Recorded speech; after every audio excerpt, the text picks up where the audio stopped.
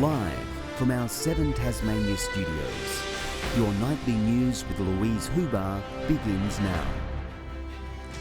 Good evening. Despite their loss to England, the Matildas have made Tasmanians proud, spiking soccer growth higher than first predicted. But with an influx of new members comes a need for additional facilities. Football Tasmania now working with government to give grassroots players their time in the sun. It's the match that captivated the nation. The Matildas losing out on top spot in the World Cup, but winning the hearts of Tasmanians. All Tasmanians and all Australians are enormously proud of the Matildas' achievement over the course of the last number of weeks. Women have had to fight hard for equality in this sport, so seeing that the Matildas have overtaken the Socceroos in like merch and views and everything has been excellent. The team's world stage profile doing wonders for local soccer participation. Just under 30% of our participants are female, which is the highest in the country, and that number is probably getting closer to 50% in junior football. If I had this when I was a little girl, there's no doubt I would have moved to the mainland or done something to try a little bit harder to become a Matilda myself. The enthusiasm for the Tillies giving Football Tasmania a strong case for increased government funding to secure an A-League licence and bolster infrastructure, which players claim are still heavily tailored to men. We of course will work with and partner sporting organisations to support the growth in their sport and indeed facilities improvements. Meantime, it's not over for the Matildas, who will fight for third place against Sweden on Saturday. However, the government has confirmed the live screening held here just last night was its last. That's something that we need to talk to the government about what else is possible. Of course, Australia are playing in a very important game on Saturday. But with less than 2 days until kick-off, it will be a race against time if the government does change its mind. Brianna Boylan, 7 Tasmania News. And the Energy Minister and Speaker have survived a turbulent day in State Parliament. The Speaker accused of running a protection racket against blocking attempts to probe Guy Barnett. After being ordered to produce updated cost estimates of Marinus Link and the North West Transmission Line and returning with letters saying he couldn't do so, Labor wants Guy Barnett sent to the Privileges Committee. There are also project Marinus cost estimate reports that have been previously published by the government which go into a significant level of detail. The move declined by the Speaker once and then a second time. It is not for the Speaker to determine whether this constitutes full compliance with the order. However, in the circumstances, I do not believe this warrants precedence over orders of the day. And then a third time. There has been nothing further arise since I made my determination this morning. It seems very unclear how the House is supposed to hold a minister to account. Labor launching a no confidence vote in the Speaker as well. And we believe that you aren't acting impartially. We need to be granted leave, otherwise it's a double loop protection racket. We've got the government protecting the Speaker's confidence and we have the Speaker not allowing us to send the Minister to Privileges. And to chuck a chanty and throw your skirt above your head and then move this motion is just appalling. The no confidence vote in the Speaker eventually failing, with Mark Shelton himself using his casting vote to end its prospects. The government claiming the day's events were an attempt to distract from David O'Byrne's pre-selection battle, possibly to be resolved at Labor's National Conference this weekend. Mr Speaker, I said to myself a couple of weeks ago, I reckon we're going to have more stunts than Tom Cruise for the next 2 weeks, Mr Speaker. A National Conference is a policy conference. That's what National Conference is about. It's not about anything else. Disorderly days like this, the new normal in the Tasmanian Parliament. Josh Duggan, 7 Tasmania News. A bill banning the display of Nazi symbols in Tasmania has passed the upper house and will soon become law.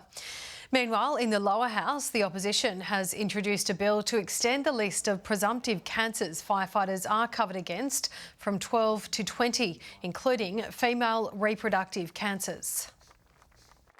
So it gives that confidence to females that are joining the fire service that they've got equal protection the same as their male counterparts.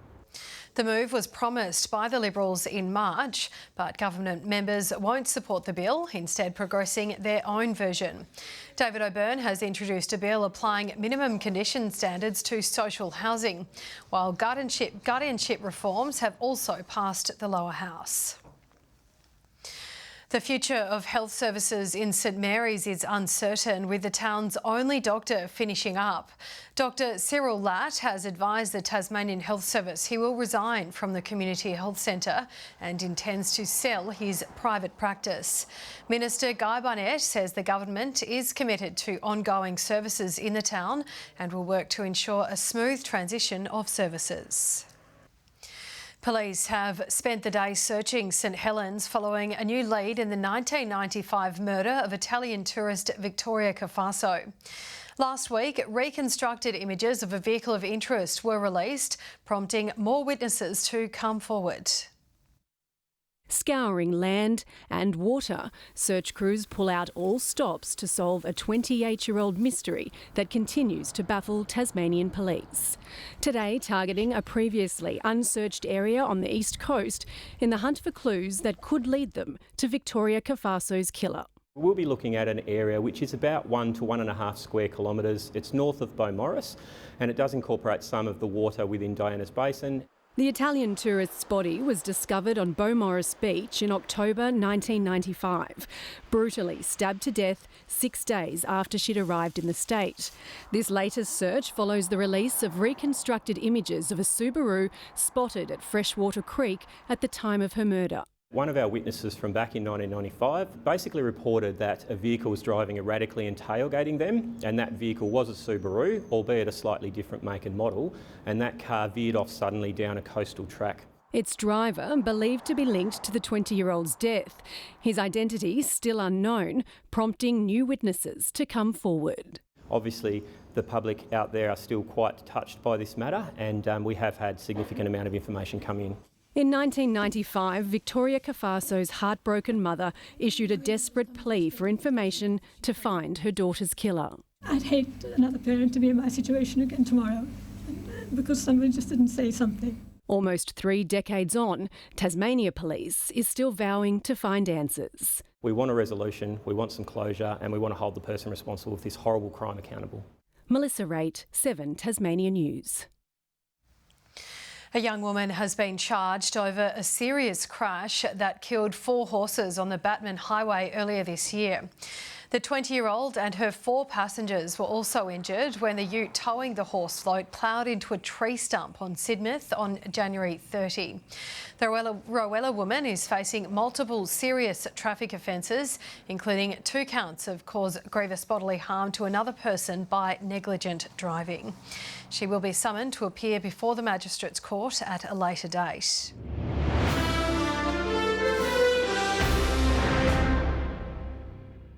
"170 passengers were the first to touch down on Tassie soil on one airline's first flight to Hobart this morning. More planes means more travellers headed to the Apple Isle, boosting tourism numbers on the way. Smiles and a warm welcome as Rex's first Melbourne to Hobart flight touched down for the first time. I mean, I got a free hat, so I'm stoked. We hardly had a seat in the house, almost full, and beautiful day for flying above the cloud, very smooth, and we gave everyone a nice smooth ride. Tourists are expected to arrive in droves, with 4 airlines now offering direct daily flights from Melbourne to Hobart. A major milestone which has been a goal for some time, with cheaper flights more sought after than ever before. The challenge has been not whether we want to go to Hobart or not, it's getting all the things in line that you need to do to make that happen. And so for us, this has been a plan that we've had for quite a long time. Today's passengers travelling from far and wide, keen to explore the Apple Isle. Very great. I'm come from Malaysia. See the sights of Tassie. Mariah Island, have a good time. Trips to King Island, Devonport and Burnie are already on offer, but Hobart's only the 6th capital city to be added to the airline's destination list.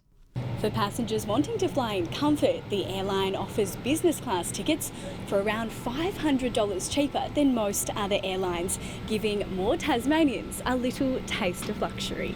Not everyone gets to do it, obviously. There's only ever one first, so it was great. Ruby Cairns, 7 Tasmanian News. A Tasmanian man has entered an exclusive club many of us only dream of entering.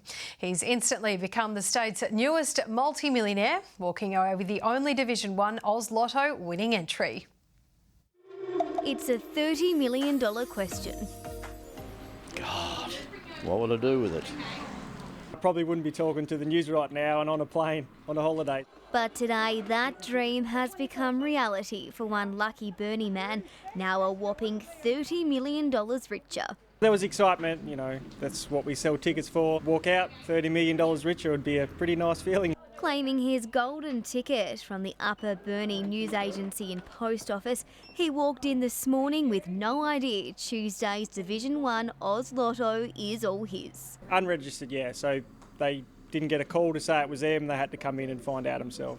But how does one handle the life-changing jackpot? I think it was a little bit of shock, wasn't a lot of emotion, but they might go home now and get a bit excited. While there's a buzz around town, those behind the counter have also been the bearer of bad news. A little bit of disappointment now knowing that they're not the person that it is, that it's already been claimed. Many brushing off the disappointment, already eyeing the next draw. We only usually do Saturday nights. I've got to learn to do Tuesdays. You need to try everywhere. A few people have said, well, you're not going to win another one. What's the point of buying one? But, you know, every ticket that's printed out could potentially be that $1 million ticket. Ticket sales are already increasing, with more people trying to test their winning luck. Hopefully the next time that might be me. Thank you. I reckon it's a winner, for sure. Victoria Eastoe, 7 Tasmania News. Hobart City Council's calling on anyone keen to be part of Tasmania's biggest festive event, the 41st My City of Hobart Christmas pageant, to come forward. Really just encouraging community groups, school groups, clubs, organisations, charities who would like to participate in this year's pageant. I'm down to look after all the little kids. I love seeing them every year. It's a major drawcard for the region, bringing in 25,000 people last year, while over 1,000 people helped create the Christmas cheer. The festivities kick off in mid-November. Meanwhile, another beloved Tasmanian event is making a comeback, guaranteed to be double the fun. The Taste of Summer Festival will run for 2 weeks rather than its usual 1 week. Organisers now on the hunt for 80 exceptional food and drink providers to feed the masses. They could apply for week 1 or week 2. So we're really willing to work with smaller businesses and people who may not have the capacity to commit to both weekends. Being an extended period, we've taken a bit of a new approach to it with having a gyros on display and doing a lot of classic traditional Greek style wraps. Applications are open and will close on September 23. A TSL record will be smashed this weekend when Josh Arnold leads his team out against Lauderdale. After first debuting in 2009, the Glenorchy coach will notch up 238 senior games, going 1 clear of Jay Blackberry. He hopes the milestone match will light some fire under the Magpies. Early days, I suppose, it wasn't just handed on a platter. I had to work really hard, and enormously proud of this achievement, and something that I'll definitely look back on. If we bring that energy and intent, then we should be okay. But yeah, it's a big game for both clubs. The two sides will face off at Skybus Oval on Saturday afternoon. Good evening all. The population centres reached 14 today as overnight temperatures rose slightly. 16 was the warmest at Friendly Beaches and St Helens. The Bass Strait Islands had 15 degrees, Low Head 14, Grove 13, Bushy Park and Strawn 12. Overcast conditions over the whole state today, a few thunderstorms evident off the west coast. In fact, most of southeast Australia under that cloud. It was fairly thick near Adelaide with some cool air over southern WA and moving over the Bight. Tomorrow a low, long, cold front extends from northern Queensland Queensland to near the Gold Coast and down south to our east. A large high slides over central Australia. The north to northwesterly winds will tend west-southwesterly and increase to 20 to 30 knots tomorrow, swells to 4.5 metres in the west. So strong winds everywhere. We have a warning that's been issued for all Tasmanian coastal waters. Friday, Hobart, a possible shower and 13. A shower for Huonville, 13 as well, 13 for Campania. Launceston overnight, 7, a top of 14 tomorrow, showers easing. Devonport 14 as well, 15 the top for Georgetown. Burnie expecting showers, they'll ease later in the day, 11 the maximum, just 11 for Strawn as well. Wynyard, showers easing, 13. 14 for St Helens and Swansea, and a shower or 2 for Port Arthur as well, 13 degrees. On Saturday, fine apart from showers over the west and far south, patchy morning frost in the east. On Sunday, westerly winds blowing a shower over the west, far south and Bass Strait. And on Monday, fine over the east, but a few showers for the remainder of Tasmania. Partly cloudy in Perth, showers easing from Adelaide tomorrow, but still a wet day for Melbourne, a top of 12 there. A morning shower possible over Sydney, partly cloudy and 27 in Brisbane. And mostly cloudy in Hobart, 9 degrees at the moment, 11 in Launceston, 11 in Devonport. That's all I have from the weather department tonight, Louise. I'll be back tomorrow night to see if we can warm up the weekend. Oh, well, hold you to that. Thank you for that, Murph.